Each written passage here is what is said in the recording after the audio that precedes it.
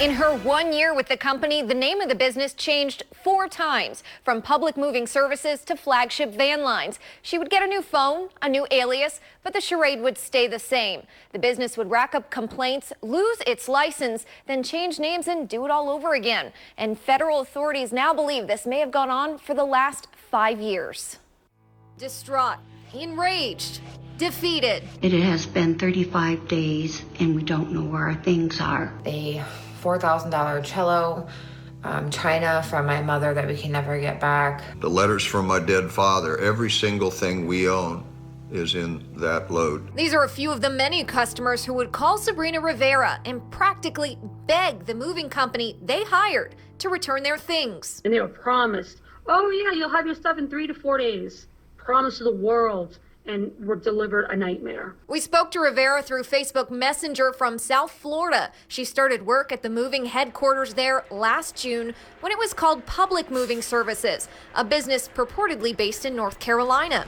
Then the name changed and changed again and again. Public Moving Services, then we became Presidential Moving Services, then we became Unified Van Lines, and then their most recent company, Flagship Van Lines. As the complaints accumulated, the Federal Motor Carrier Safety Administration would investigate, then revoke the operating authority for each of the different businesses. The most recent happening in July with Flagship Van Lines, supposedly in Guilford, Connecticut. You just pretty much pick an area, and then they get the phones, and then that's what they do. They get all brand new phones, and they start a brand new company. The names had changed so often, even she had trouble keeping everything straight. At one point, I had 3 phones for each company because we were still dealing with previous customers from the old company. Like the salespeople, they all go by an alias. So everything, they just changed over everything within a week.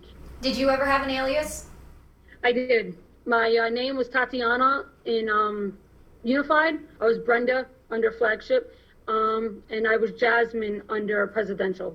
I was Sabrina for Public. What did stay consistent? Their sales practices. She said they were instructed to lowball quotes, then increase estimates on loading day. They quoted us about $2,200, and in the end, we ended up spending over $5,000, about $5,400 and some change. Rivera remembers one exchange in particular. She was like, I only have this much money. Like, this is the budget I have to move.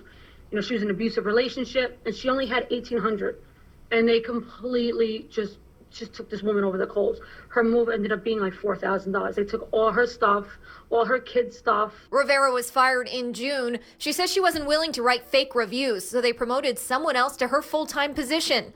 And when asked why she didn't come forward sooner, she said she had plans to, but wanted to collect more information on the owners of the business, Sergey Verlan and Andrei Shuklin. Those are the 2 that are creating this havoc. The companies were named in a federal indictment last week. 5 people were arrested, several warehouses secured.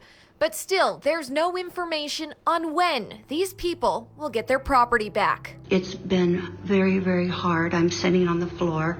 All my clothes are gone, jewelry.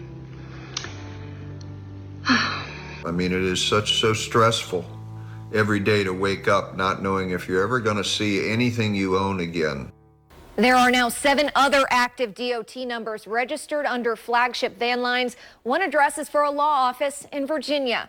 We've also connected the company to 2 new names, Blessed Movers out of Richmond, Texas, and Phoenix Van Lines in Springfield, Missouri.